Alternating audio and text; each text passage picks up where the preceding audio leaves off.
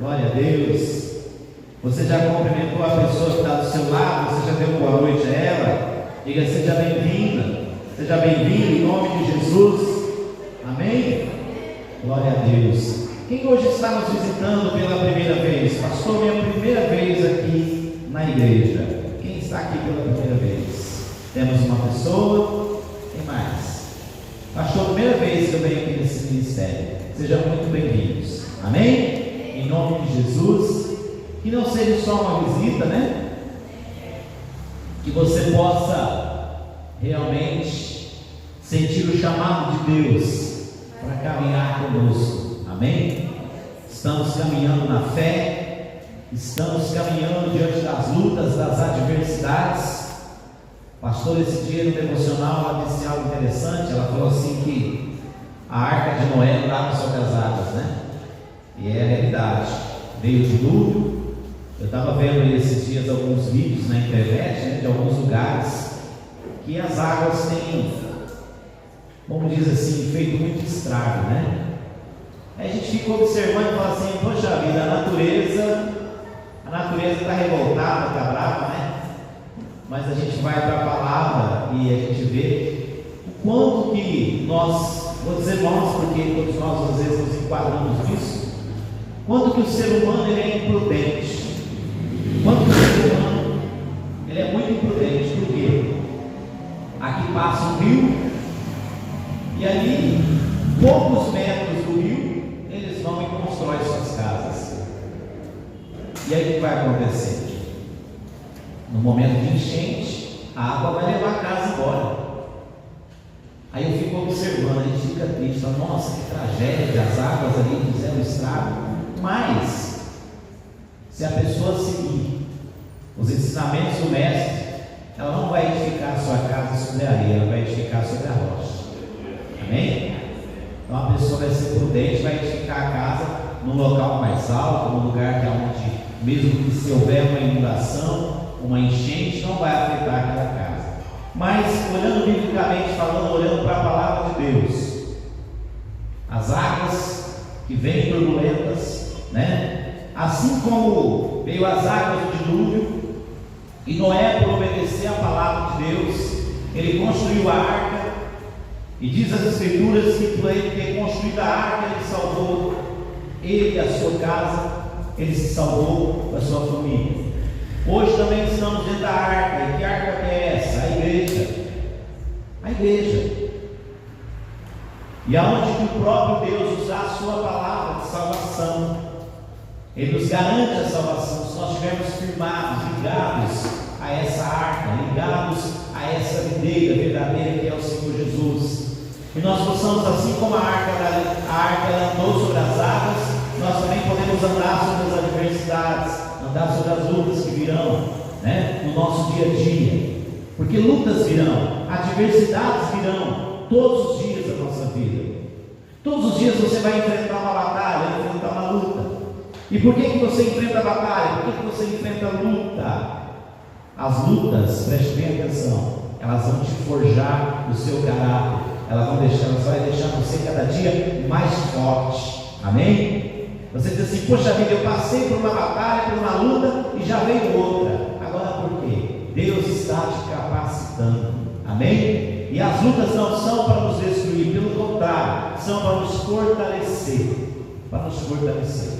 As adversidades que vêm, as lutas que vêm, não são para destruir a nossa vida, e sim para que nós possamos ser pessoas mais que vencedoras. Graças a Deus. Eu quero convidar você a abrir a sua Bíblia no livro de Salmos. Vamos ver aqui um salmo de Davi essa noite, para a gente iniciarmos aqui a palavra. Salmo 32.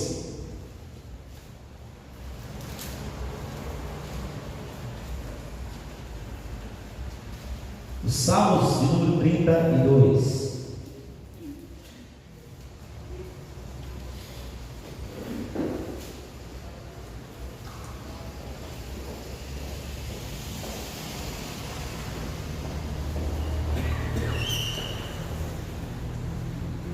Salmos 32.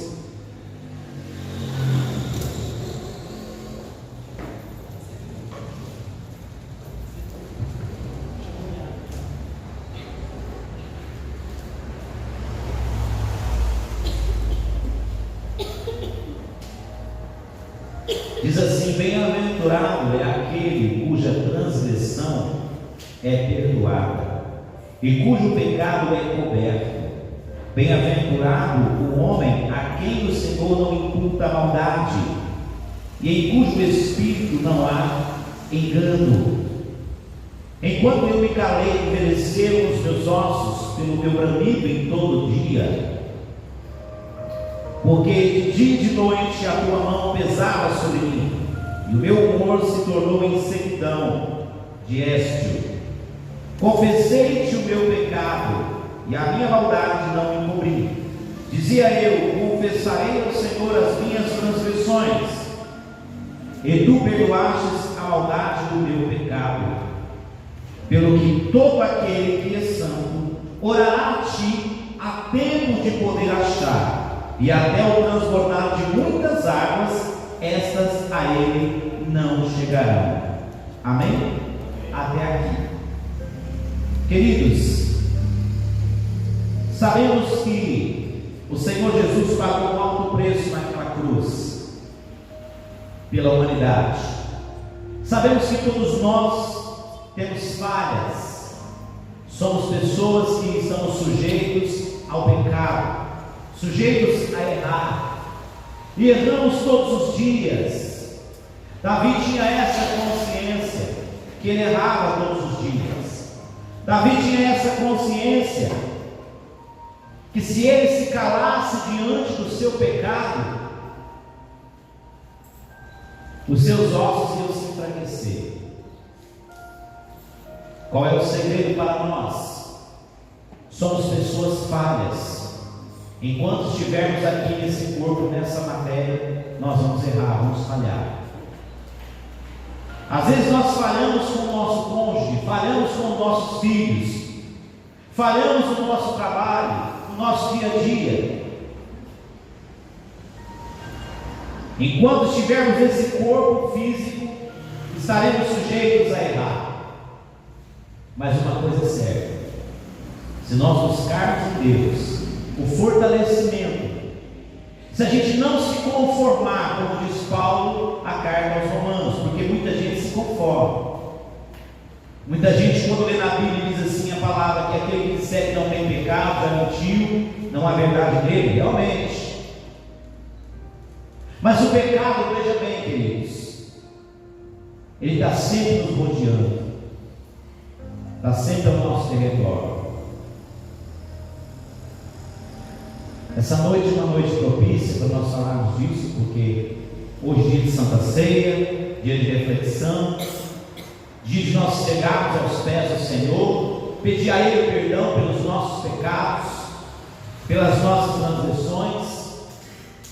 Às vezes focamos muito naquilo que fazemos, mas deixamos de focar naquilo que não fazemos, naquilo que a palavra de Deus diz, nos orienta, que nós devemos fazer, e muitas das vezes não fazemos.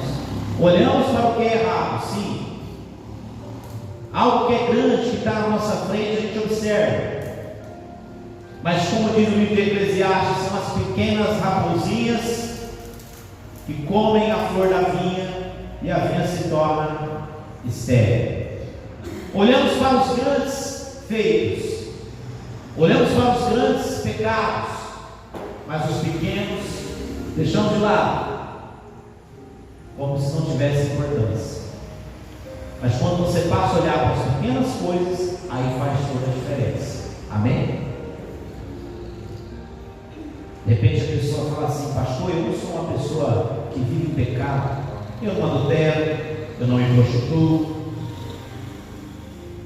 sou uma pessoa que não devo nada a ninguém, sou uma pessoa que paga os meus compromissos em dia. Glória a Deus por isso. Mas quando alguém te faz alguma coisa, quando alguém te ofende, quando alguém faz algo que não lhe agrada, será que você também consegue lidar com essa situação? Às vezes não.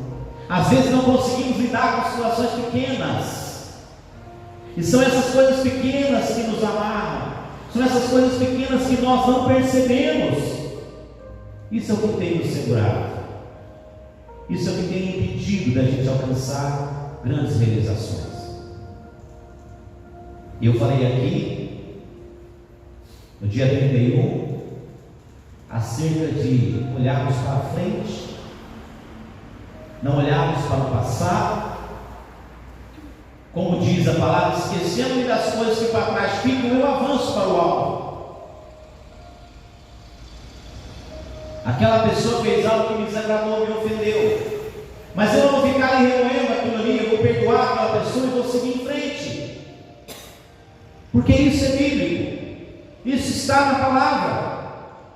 Às vezes eu cumpro coisas até mais fortes na palavra, e às vezes as pequenas eu não consigo cumprir. Amém?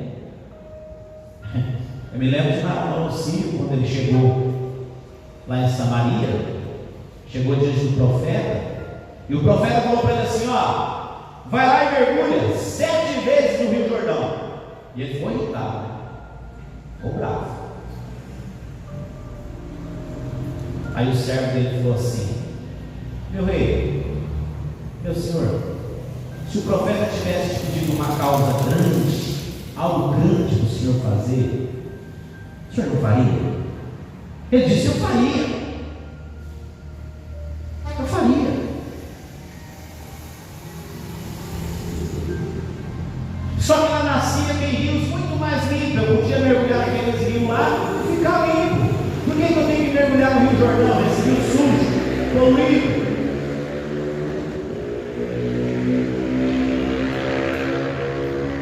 É porque Deus conhece o coração do homem.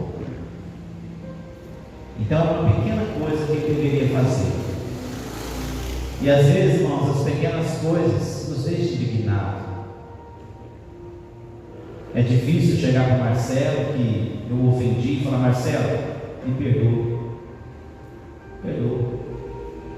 Eu não fui sincero com você, eu fiz algo que te aborreceu, que te entristeceu, falei algo que não devia, na hora errada, no momento que eu estava talvez ali irritado, chateado, eu falei algo que te magoou, te entristeceu. Não, eu não vou pedir perdão para o Marcelo, deixa eu falar. Afinal de contas, eu chamei a atenção porque ele mereceu. Está entendendo? Então são as pequenas coisas que às vezes nos seguram, nos amarram.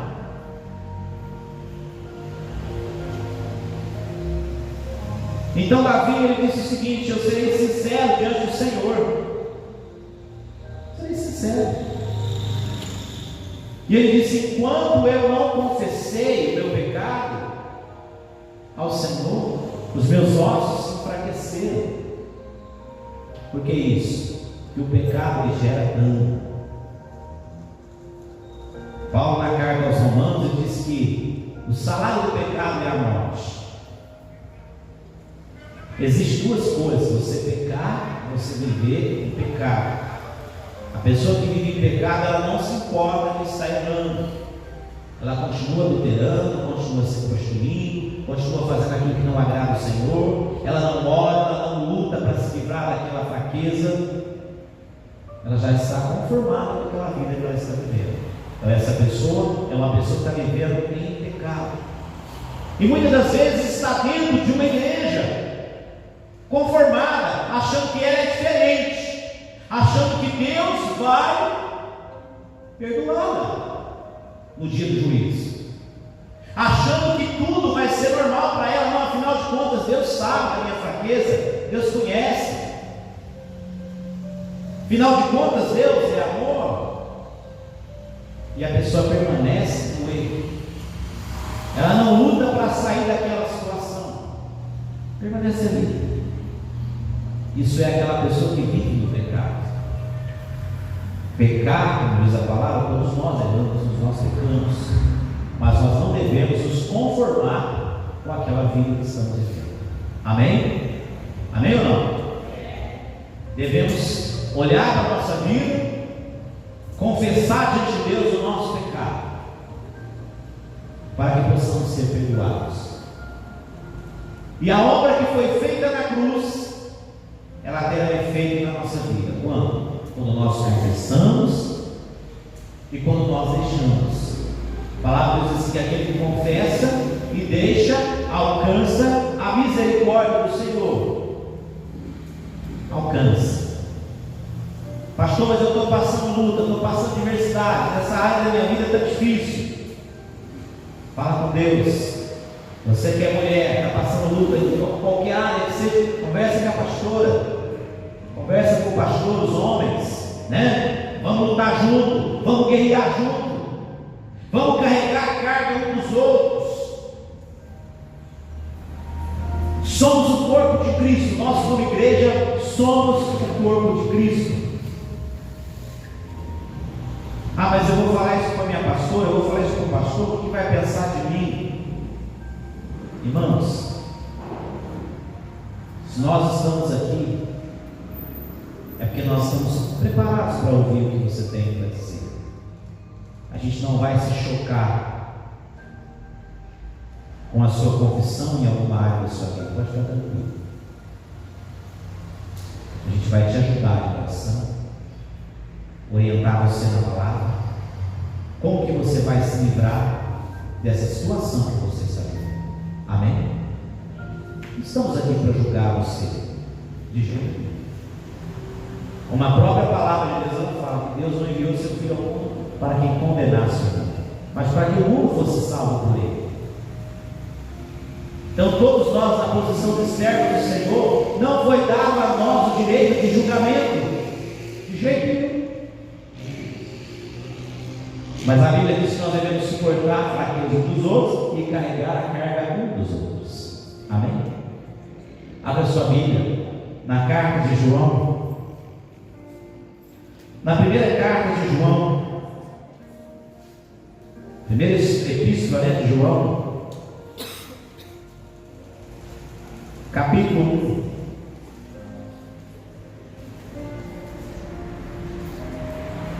Qual é a mensagem que ouvimos do Senhor? Qual é a mensagem que ouvimos do nosso Mestre Jesus?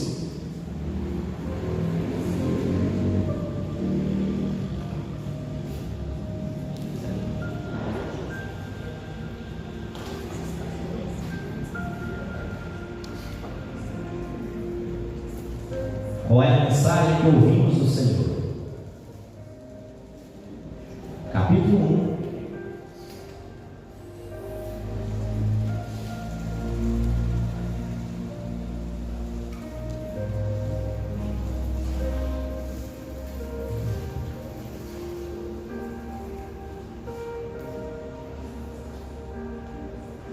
O versículo de número 5 diz assim: e esta é a mensagem que dele ouvimos e vos anunciamos, que Deus é o quê? O que Deus é? Todo mundo está acompanhando? Vamos lá?